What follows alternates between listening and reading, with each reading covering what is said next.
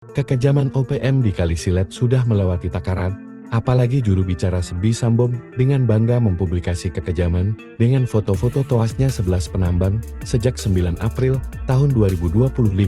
Sebi bahkan mengirim ancaman ke Presiden Prabowo dan Panglima TNI bahwa 5 dari 11 penambang itu anggota TNI dan meminta pasukan mundur dari 11 zona hitam.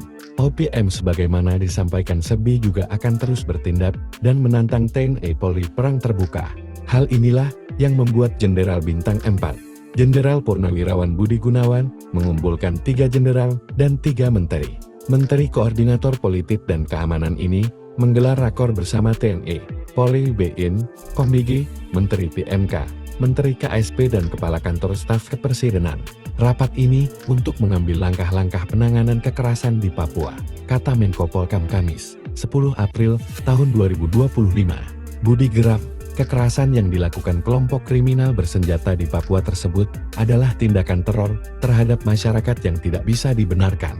Tragedi ini menunjukkan pelaku tidak memiliki rasa kemanusiaan dan melakukan pembunuhan secara sadis dan sporadis. Aksi teror yang dilakukan membuat masyarakat ketakutan untuk beraktivitas, kata Menko Polkam Budi Gunawan.